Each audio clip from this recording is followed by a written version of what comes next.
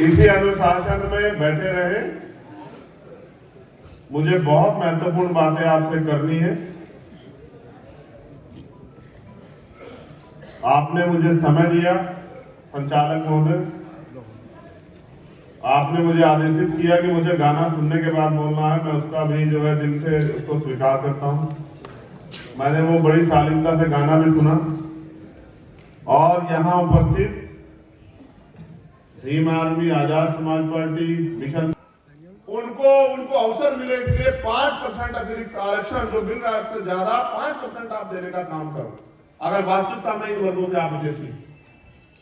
जबकि मैं जानता हूं कि जो केंद्र की भारतीय जनता पार्टी की सरकार है वो इतनी नालायक सरकार है कि उसने तो अपने पूंजीपति मित्रों को खुश करने के लिए पूरे आरक्षण व्यवस्था का तमाशा बना दिया।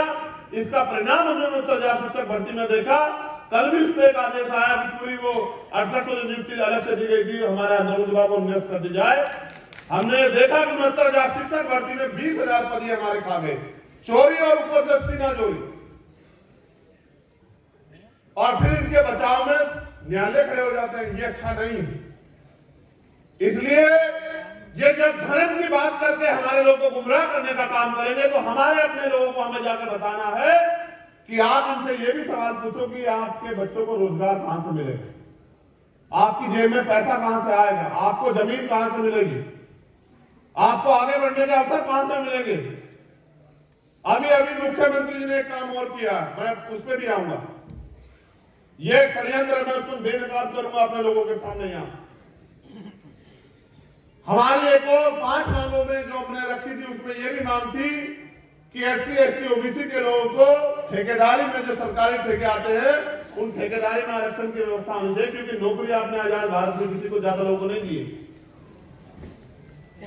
जो जमीनें दी गई थी पूर्व की सरकार द्वारा वो जमीनें भी सरकार छीन गई है, और उसका मैंने इतने दिन पहले आपको जागरूक किया था। कल सरकार ने कहा कि SC, ST की जमीन जो है उत्तर प्रदेश में कोई भी ले सकता है, DM से परमिशन की जरूरत नहीं है। ये जमींदारों को, सामंतियों को, पूंजीपतियों को हमारी जमीन छीनने की अथॉरिटी दे रहे हैं। तो मैंने मुख्यमंत्री से अभी ट्वीट करके कहा, ये मेरा संदेश है उनको कि ये गलतफहमी में मत रखना कि इनको कोई संभालने वाला नहीं, इनका कोई रक्षक नहीं है। अगर ये गलतफहमी है मुख्यमंत्री को निकालने का दिमाग, अगर ये गलतफहमी हो गई हो कि इनका कोई रक्षक नहीं, इनके पीछे खड़े होने वाला कोई नहीं, तो जब तक हम बाबा साहब अम्बेडकर के बेटे जिंदा है तुमसे आर पार की लड़ाई लड़ेंगे। याद रखना नहीं। साहब ने कहा जो जमीन सरकारी है वो जमीन हमारी है, क्योंकि जब देश आजाद हुआ व्यवस्था के कारण जिन लोगों के पास कोई साधन नहीं थे उनको आगे बढ़ने का कोई रास्ता नहीं दिया।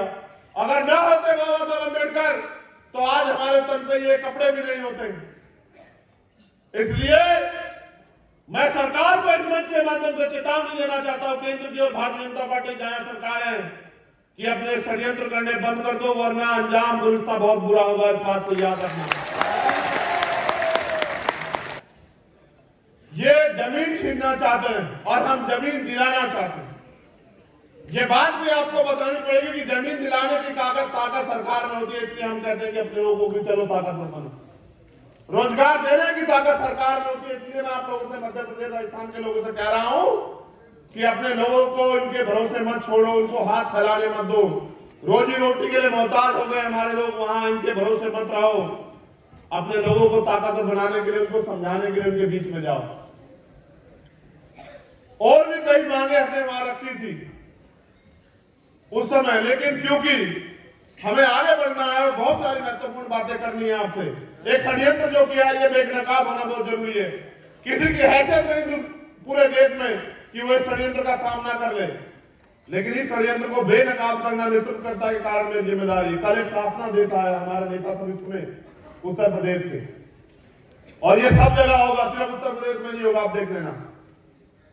उन्होंने कहा कि 22 तारीख से 30 तारीख तक रामनवमी का त्योहार है और तमाम तरह की जो धार्मिक आयोजन है वो होगा, और उसमें 1 लाख रुपया हम लोग पंडित पुजारियों को ये काम करने का देंगे। पहली बात, संविधान ये स्पष्ट करता है कि कोई भी धार्मिक कार्य किसी भी जाति धर्म का हो वो सरकारी खर्चे पे नहीं हो सकता। हाथ खोलो, दिमाग खोलो, हाथ मत जोड़ो, दिमाग खोलो। वो ये कह रहे हैं, देखो उनका षड्यंत्र। उन्होंने कहा कि डीएम एसएसपी जाके व्यवस्था करेंगे, एसडीएम जाके व्यवस्था करेंगे। उनका लक्ष्य क्या है, इस बात को समझो भाई। धर्म आपका व्यक्तिगत मामला है, कोई आपको उसके धर्म को मानने से नहीं रोक सकता। और चाहे वो हिंदू धर्म के लोग हो, मुस्लिम धर्म के लोग हो, ईसाई धर्म के लोग हो, सिख धर्म के लोग हो, कोई भी धर्म देना सिखाता है, लेना नहीं सिखाता, लूटना नहीं सिखाता, जो सिखाते हैं। और धर्म को मानने वाले लोग अपनी आस्था ये होती है कि वो अपना खर्च करके अपने धर्म को सीखते हैं। ये है असली धर्म।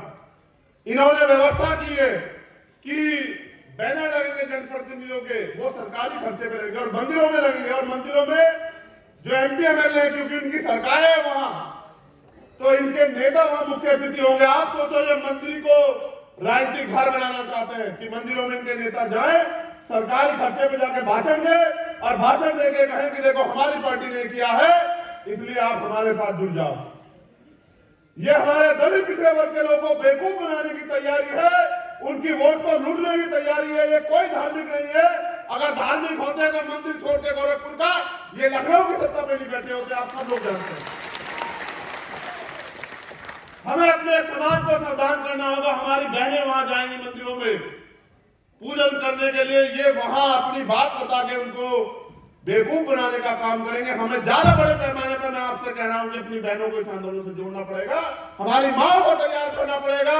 हमारी बहुजन सेवनियां जो इतिहास उनका गवाह है, इतना बड़ा इतिहास है, मां सावित्रीबाई फुले से लेके मां वंतिकाबाई लोधी, मां झलकारी बाई, मां पन्नादाई, इतना बड़ा इतिहास है जिसका कोई तोड़ नहीं। उन वीरांगनाओं को, जो आज की वीरांगना, उनको तैयार करना पड़ेगा। कुछ यहाँ बैठी है, कुछ घर पे है, उनको हमें जाकर समझाना पड़ेगा कि इनसे कहो कि अगर वास्तविकता में तैयार करना है तो इन महिलाओं को सशक्त करो और हर महिलाओं को रोजगार दो। अगर तैयार करना है तो सुरक्षा करो बहन बेटियों की। उत्तर प्रदेश में और देश में जहां तुम्हारी सरकार है निगमों, बहन बेटियों की सुरक्षा नहीं कर पाते हो, भाषण देते हो, बेटी बचाओ बेटी पढ़ाओ के नारे देते हो, और आपकी सरकार में हाथरस के साथ क्या हुआ आपने नहीं देखा क्या? यह भारतीय जनता पार्टी के लोग और इनकी महिला नेताएं भी चुप थी बिल्कुल। और सीबीआई ने क्लोजर रिपोर्ट लगाई और कहा कि ये हुआ। देखो किस तरह से सत्ता का दुरुपयोग करके उन्होंने हमारी बहन को, न्याय को जो है बाधित करने का काम किया। देखा आपने किस तरह से आपके साथ जो है न्याय का मजाक उड़ा उत्तर प्रदेश में। 3 लोगों को बरी कर दिया और 1 आदमी को सजा, और वो जो धाराएं बैठी थी वो हटा दी। पूरी सरकार खड़ी थी आरोपियों को बचाने के लिए। केवल भीम आर्मी के लोग जमीन पर लड़ रहे थे उस समय, आजाद समाज पार्टी के लोग, और उनका दबाव था दिल्ली में कि मुख्यमंत्री को मजबूर होना पड़ा न्याय के लिए, लेकिन फिर भी न्याय के साथ घोटाला किया। याद रखना कि गुंडों को बचा नहीं पाओगे मुख्यमंत्री, मेरी बात को याद रखना। क्या उंगली दिखा के बात करते हो सदन में? नहीं हुआ, मैं सदन में अपना देता जवाब, अपने लोगों की तरफ से बताता कि उंगली कैसे दिखाई जाती है। घमंड तो बहुत बड़े बड़े अहंकारियों के दूर हुए। मैं इसलिए उत्तर प्रदेश के लोगों को ज्यादा निर्देशित करना चाह रहा था क्योंकि उनके यहाँ पंचायत, उसका नगर पंचायत का चुनाव आ गया अप्रैल में, और आपने देखा जब ये आपके बीच में आए तो आप पूछ रहे हैं इनसे कि बताओ पिछड़े वर्ग के लोगों को नगर निकाय में आरक्षण न मिले, इसकी तैयारी क्यों करके रखी है आपने? क्यों इतने दिन तक आपने जो है वो ट्रिपल टैक्स पास नहीं करवाया?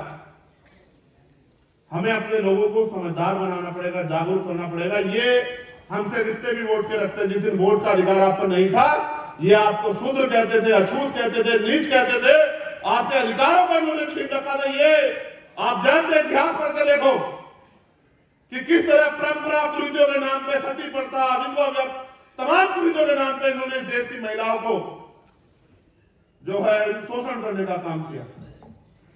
ऐ मेरे मूल निवासी बहुजन समाज के लोगों, अपने दिल पे हाथ रख के पूछो कि सती प्रथा के नाम पे अगर आज सती प्रथा होती और आपके घर में अगर आपके घर में कोई बहन विधवा हो जाती, चाहे वो आपकी बहन हो, भाभी हो, मां हो, उसको सत्थरों में बांधते अगर जलती चिता पे लिटाया जाता तो आपके छाती पे क्या बीतती, आपके दिल पे क्या बीतती, आप सोच के देखो।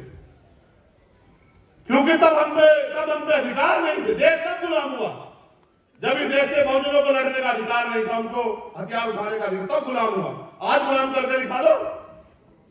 अगर किसी की मां ने दूध पिलाओ जैसे की चाहे वो चाइना, पाकिस्तान या कोई सा भी देश हो, जिसको गलत फहमी और गुलाम बना के लिखा। ये गुलाम तब हुए हम जब इनके हाथ में पावर थी और हम बहुजन लोगों को, दलित, पिछड़े, आदिवासी और अल्पसंख्यक लोगों को कहा कि तुम हथियार नहीं उठा सकते हो। आज तो हम अपने हकों के लिए लड़ने को तैयार हैं।